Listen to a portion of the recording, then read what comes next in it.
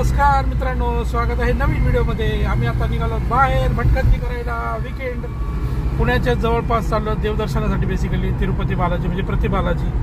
बरेच दिवस झाले गेलो नाही आम्ही, त्यामुळे तिकडचा प्लॅन बनवला आहे आणि जवळपास नारायणपूर अजून काय असेल ते बघूया। आता काय काय बघणार बघू। आता हायवेला लागलोत। हा बघा मुंबई बँगलोर हायवे। आता आपण वाखाडपाशी पोहोचलोत आणि जस्ट 1 तासाचं अंतर आहे तिरुपती बालाजीला इथून जायला, म्हणजे प्रति बालाजीला केतकावळ्याचं। आता 11 वाजलेत, 11 वाजता निघालो आपण। ह्याच रोडला हायवेला म्हणजे प्रति बालाजीच्या आधी बनेश्वर म्हणून एक ठिकाण आहे, ते पण मंदिर वगैरे महादेवाचं मंदिर आहे, प्राचीन मंदिर आहे ते पण। ते आपण आधी बघूया, मग तिथून आपण जाऊया प्रति बालाजीला। आणि आज सॅटर्डे आहे। समोर बघा ट्रॅफिक तर आहे त्या रोडला। राईट साईडला हा मेट्रोचा ब्रिज जो हिंजवडीतून येतो शिवाजीनगरपर्यंत जातो। अजून हा चालू झाला नाही आहे, पण होईल काही दिवसात चालू। बघा बाणेरच्या पुढे आलो आणि आपल्याला पाऊस सुरू झालेला। इकडे जोरात पाऊस सुरू आहे, अवकाळी पाऊस। पावसाचं काय खरं नाही, कधी पडतोय तो, वेळ काळ काय नाही। हिवाळा सुरू झाला आहे, हिवाळ्यातही पाऊस पडतोय। समोर दिसतोय कात्रजचा बोगदा टनल, ज्याची लांबी आहे 1458 मीटर, म्हणजे 1.5 किलोमीटरचा हा टनल आहे आणि आपण टनल मध्ये शिरलो आहोत।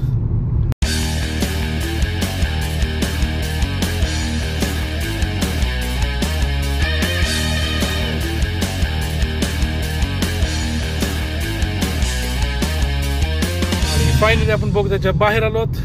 आता पुढे आपल्याला खेड शॉप टोल नाका लागणार, तिथं बघूया किती वाजले आता 11:30। भेळ वगैरे किंवा नाश्ता थोडाफार काहीतरी करूया असं मला वाटतंय।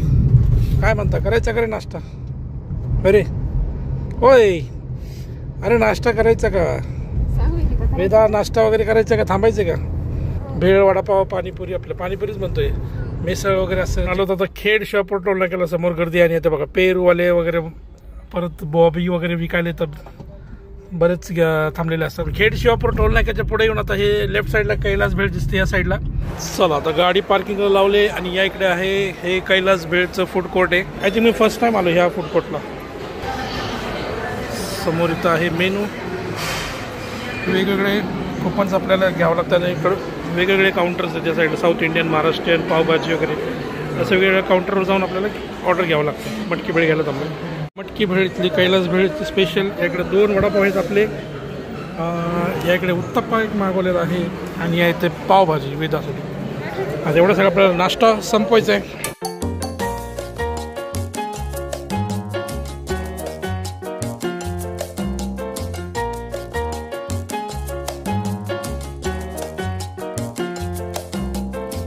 आपला नाश्ता वगैरे झाला इथं, मस्त भरपेट नाश्ता झाला आहे आणि आता पावणे 1 झाले होत आलेत। आणि मस्त हे कैलास भेळ ऑलरेडी फेमस आहे, त्यात भरपूर मोठे आहे, व्हरायटी इथं, जेवण पण चांगलं आहे, म्हणजे सॉरी नाश्ता वगैरे सगळं जे काहीचे आयटम आहेत चांगले आहेत। हमखास येऊ शकता तुम्ही इथं।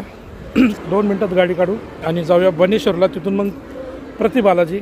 आणि बघा पावसाळी वातावरण आहे आणि समोर डोंगरावरती बघा ढग दिसत आहेत, डोंगर दिसत नाही समोरचा ढगामुळे। हायवे सोडून आपण आता नसरापूर रोडला लागलो। तोरणा किल्ला इकडे जाय 36 किलोमीटर, राजगड किल्ला पण इकडे जाय 30 किलोमीटर। आपण आता बनेश्वरकडे चाललो। चला इकडून आपल्याला राईट घ्यायचा आहे बनेश्वर महादेव मंदिराचं प्रवेशद्वार। आणि ह्या इथे दिसते बघा हे अमृता विद्यालय आणि ज्युनियर कॉलेज, आपल्या निगडीमध्ये पण आहे ना अमृता विद्यालय, त्याची एक शाखा दिसते। हा हे बघा प्रवेशद्वार बनेश्वर वन उद्यान। आता आपण बघा इकडनं आलो या साईडनी आणि ही आहे पार्किंग बनेश्वर मंदिराची। आपण गाडी इथं लावली आणि इकडं आहे मंदिर या साईडला। तर हे बनेश्वर महादेव मंदिर नसरापूर।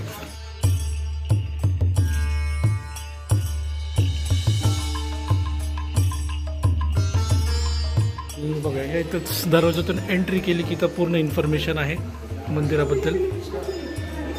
सगळ्यात पहिलं आपल्याला असं हे कुंड इथं पाहायला भेटते। वाव मस्त आहे, हे बघा याच्यात मासे बघा दिसले का? बघा इथं मासे किती भारी आहेत ना, मोठे मोठे मासे आहेत, कलरफुल मासे आहेत कुंडामध्ये, एक नंबर। कुठली ती ना ऑरेंज कलरची. सगळ्यात आधी इथे पाय धुवून घेऊया, कारण मंदिरात जायच्या आधी पाय धुवून घेणं गरजेचं आहे. इथं बोर्ड पण लावलेला आहे तसा.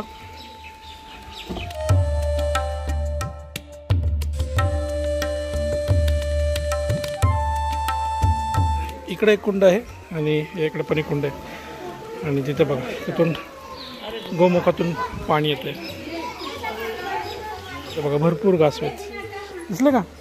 टॉर्टॉइज बघ किती आहेत, भरपूर कासवे आहेत. बघ तिकडे पण आहेत, इकडे पण भरपूर कासवे आहेत, तिकडे पण एक कोपऱ्यात कसे बसले एकवर. ते बघ त्याच्या अंगावर बसले, दिसलं का? मम्मीच्या अंगावर बसले. ये हे बघ, दिसलं? हे बघ दिसलं का? काय नाही झालं. ते बघ कसं मम्मीच्या अंगावर बसले का पप्पाच्या अंगावर. भरपूर असे कासव आहेत तिथं मित्रांनो. या साईडला कासव आणि या साईडला मासे आहेत. मस्त आहे बघा. या एक पिंड आहे खाली दिसते, कॉइन्स वगैरे टाकले. महादेवाची पिंड आहे तिथं खाली.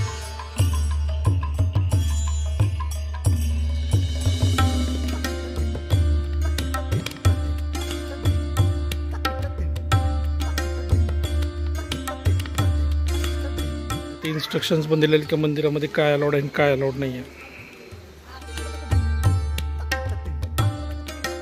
बघा तर इथे या मंदिरामध्ये आपल्याला ॲक्च्युली शर्ट वगैरे काढून मग जावं लागतं आतमध्ये. मंदिरात दर्शनाला असं बनियनवरती जावं लागतं, शर्ट वगैरे चांगलं कसं काढावं लागतं ना, मग आतमध्ये जावं लागतं मंदिरात.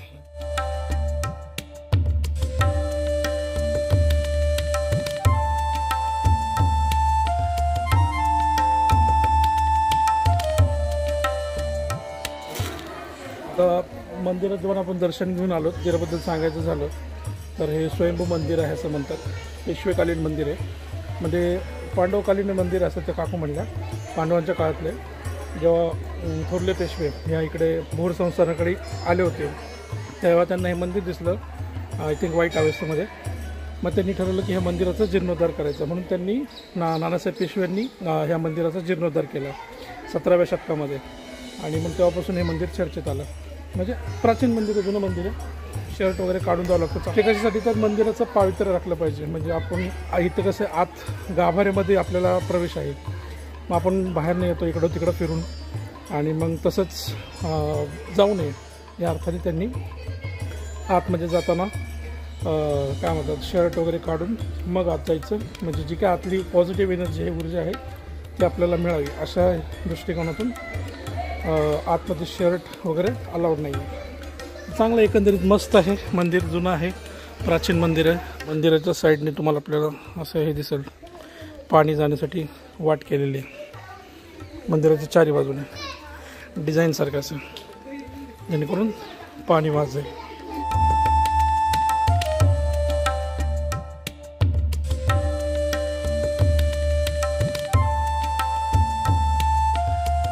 इकडे मंदिर आहे, मंदिरातनं दर्शन केलं की बाहेर आलात की डाव्या साईडनी इकडं आलात की इकडे वन उद्यान आहे बनेश्वरचं, आणि ते 20 रुपये एंट्री फी आहे.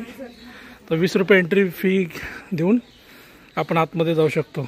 आणि उद्यानाची वेळ दिली ते 8:30 ते संध्याकाळी 5:30. ते आपण नाही जातो. या साईडला बघा इथं दिलेलं आहे की इथे काय काय आहे या गार्डनमध्ये. एवढ्या सगळ्या गोष्टी आहेत, प्रेक्षणीय स्थळे जी काय, धबधबा पण ॲक्च्युली, ॲडव्हेंचर पार्क वगैरे सगळंच आहे. जात नाहीत आपण गार्डनमध्ये, कारण पाऊस पडला, चिखल वगैरे झाला आहे. नंतर नेक्स्ट टाईम परत आपण याच्यासाठी दर्शन तर झालं इथलं. पार्कमध्ये नाही गेलो आपण, गार्डनमध्ये, कारण चिखल आहे. आता इथून सरळ जाऊया प्रतिबालाजी. बनेश्वराचं दर्शन घेऊन आपण आता आलो आहोत प्रतिबालाजी इथे, आणि ही आहे प्रवेश कमान. या कमानीतून आतमध्ये गेलं की साधारण अर्धा किलोमीटर गेल्यानंतर आपल्याला मुख्य मंदिर लागते. चला फायनली आपण आलोत प्रतिबालाजीच्या इथे, आणि ही आहे इकडची पार्किंग. बघा पावसामुळे सगळं चिखल झाला आहे. फायनली इकडे आहे मंदिर. ही आहे इकडे चप्पल स्टँड वगैरे, आपल्याला इथे चप्पल ठेवायचे आहेत. मग ते पुढे एक मोबाईल काउंटर, मोबाईल पण आपल्याला ठेवावं लागणार आहे, कारण मंदिरात मोबाईल अलाउड नाही. या इथे आपण चप्पल ठेवले. चप्पल स्टँडमध्ये आपल्याला टोकन भेटतं असं. परत येऊन हे दाखवायचं. या इकडे पाय धुवायला. या इकडे आहे कल्याण कट्टा, ज्यांना टक्कल वगैरे करायचं असेल त्याच्यासाठी आहे. केस कापायचे असतील तर त्याची सुविधा इथे. पाऊस आहे तरी पण गर्दी आहे, लोकांमध्ये उत्साह आहेच. पाऊस काय अचानक आला म्हणा, लोकांनी तर ऑलरेडी ठरवून आले असते. या इथं मोबाईल ठेवू आपण, कारण मंदिरात तर मोबाईल अलाउड नाही, त्यामुळे इथं ठेवू मोबाईल, दर्शन करून येऊ. आणि आपलं दर्शन झालं आणि इथून आपण मोबाईल कलेक्ट केला आहे परत. दर्शन झालं की तुम्ही मोबाईल घेऊ शकता आणि बाहेर अलाउड आहे मोबाईल, फक्त मंदिराच्या आतमध्ये मोबाईल अलाउड नाही आहे. तर फायनली आलोच फॅमिलीपाशी आणि इथं फोटो सेशन वगैरे जे काय आपले फोटोज वगैरे काढायचे ते काढू, कारण त्याच्यासाठीच मोबाईल घेऊन आले. आणि थोडंसं बाहेर पण शूट करता येईल. हे आहे मेन मुख्य प्रवेशद्वार, ते आतमध्ये दिसतंय. झूम करतो बघा, इथे याच्या खाली, या मंडपाच्या खाली आतमध्ये मंदिर आहे तिरुपती बालाजीचे.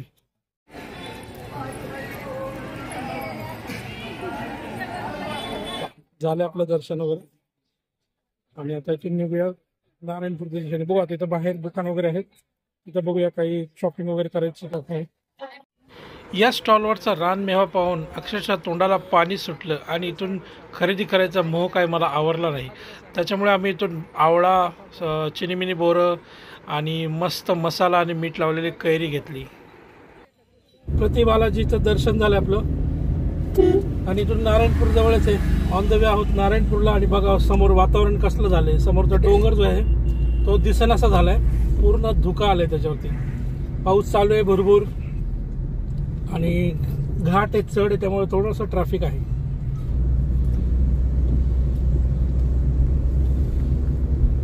आणि बघा जसं वरती आलो घाटाच्या वरती आणि पूर्ण धुका आहे समोर. आणि इकडे दरीमध्ये म्हणजे या साईडला लेफ्ट साईडला तर पूर्ण धुकंच आहे बघा, काहीच दिसत नाही आहे. एकदम वातावरण चेंज झालं वरती आलं घाटाच्या वरती की. नारायणपूर इथून जस्ट आता 2 किलोमीटर आहे. नारायणपूरमध्ये पोचलो आणि या इकडे पार्किंगला गाडी लावलेली आहे. वेगळी गाडी छत्री घेतली आणि बघा गर्दी येतं नारायणपूरला, गाडी लावायला जागाच नाही, पार्किंग फुल झाली आहे. आणि त्याच इकडे बघा डोंगरावरती असा ढग पूर्ण आला आहे डोंगरावरती, पाऊस चालूच आहे. आज ॲक्च्युली इथे पण पार्किंग होती, पण आता इथं दुकान वगैरे झाल्यामुळं इथली पार्किंग बंद झाली. इथे फक्त आता सगळीकडे दुकानच आहेत. आणि इथं आपल्याला भाजीपाला, फळं वगैरे ताजे भेटतात, म्हणजे तुम्ही इथून खरेदी करू शकता तुम्ही ताजे फळं आणि ताजा भाजीपाला.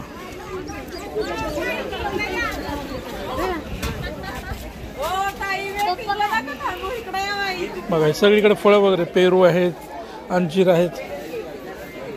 आणि या इथंच आहे मंदिर. आपण बॅक साईडने आलो बेसिकली. मंदिरामध्ये प्रवेश करण्यासाठी आपण मागल्या बाजूने किंवा पुढच्या बाजूने येऊ शकतो. आता आम्ही सध्या मागच्या बाजूने आलोत, कारण गाडी आपली मागे पार्क आहे. इथे मंदिर परिसरात हे भव्य असं औदुंबराचं झाड आहे. औदुंबराच्या झाडासमोरच हे आपल्याला इथं पादुका पाहायला भेटतात. हे आहेत नारायण महाराज यांनी हे मंदिर बांधलं. इथे श्री दत्तात्रेयाची 2 छोटी मंदिर आहेत. तर पहिलं आपण दर्शन घेतो ह्या त्रिमुखी मूर्तीचं आणि मग पुढे ही आहे एकमुखी मूर्ती, जी या मंदिराचं आकर्षण आहे. तर इथे मंदिर परिसरात भिंतींवरती आपल्याला गुरुचरित्राचे विविध अध्याय पाहायला मिळतील. इथे मंदिराबाहेर काही पेढे आणि प्रसादाची दुकाने आहेत, तुम्ही प्रसाद वगैरे घेऊ शकता. तर याच दुकानांमध्ये तुम्हाला अशा सुंदर अशा देवी देवतांच्या मूर्त्याही पाहता येतील आणि घेता येतील. अगदी सुंदर अशा मूर्त्या आहेत. चला, नारायणपूर मंदिराच्या शेजारीच आहे हे महादेवचं एक मंदिर, प्राचीन मंदिर, खूप जुनं मंदिर आहे. तर हे आहे नारायणपूरमध्ये असलेलं नारायणेश्वर मंदिर, जे की यादवकालीन मंदिर आणि हेमाडपंथी शैलीचं बांधकाम असणारं मंदिर आहे. सुंदर असं नक्षीकाम असलेलं हे मंदिर आहे. पूर्वी इथे असलेली नंदीची मूर्ती बघणं आवश्यक होती, आता ही नवीन नंदीची मूर्ती आहे. इथे मंदिराच्या प्रवेशद्वारावरतीच आपल्याला सुंदर असं नक्षीकाम पाहायला मिळतं. आत गेल्यानंतर पहिल्यांदा आपल्याला गणपती बाप्पाचे दर्शन होते. गर्भगृहाच्या दरवाजावरती आपल्याला 2 मूर्त्या पाहायला भेटतात, जे म्हणतात की महादेवाचे 2 गण आहेत, एक राक्षसगण आणि देवगण. या मंदिराचं वैशिष्ट्य आपल्याला आत गाभाऱ्यात गेल्यानंतर समजते, कारण इथे शिवपिंडीच्या जागी एक खड्डा आहे, त्याच्यावरती काच ठेवलेली आणि त्या खड्ड्यामध्ये ब्रह्मा, विष्णू, महेश यांचं प्रतीक असलेली त्रिपिंडी आहे, ज्याच्या खालून सतत पाणी वाहत. या पाण्याची पातळी 12 महिने अशीच असते आणि याला गुप्त शिवलिंग असे म्हणतात. या मंदिर परिसरात सुंदर असे कलाकुसर केलेले 20 दगडी खांब आहेत. आवर्जून पाहावं असं हे मंदिर आहे.